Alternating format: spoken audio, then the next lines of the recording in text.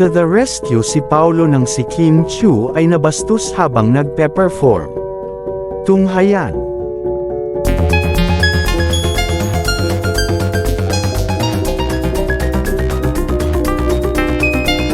Ano nga ba ang ginawa ni Paolo Avellino nung ang ating Chinita Princess ay nabastos habang nagpe-perform at kumakanta sa harap ng maraming tao sa Dubai?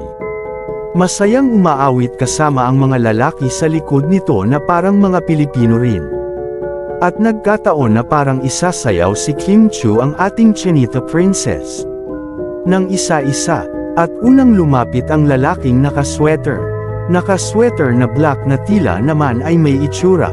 At nang hinawakan ng lalaking ito ang bewang ni Kim Chiu. At tila ba nang hinawakan ay parang hindi naging komportable si Kim Chiu. Nag-post naman daw sa TikTok ang lalaking iyon na humihingi ng tawad para kay Kim Chiu. Makikita sa mga larawan at video na parang hindi naging maayos ang pagtanggap nito sa saloobin ni Kim Chiu.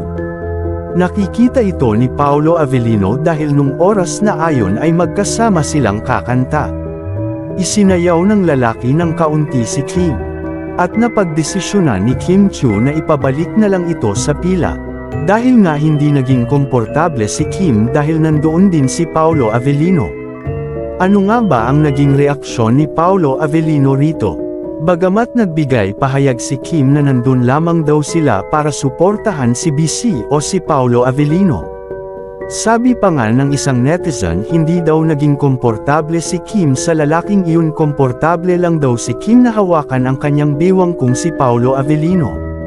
Dahil may mga larawan na nagpapakita na sa tuwing si Paolo Avellino ang humahawak sa bewang nito ay tila ba pakiramdam ni Kim na parang safe siya at protektado.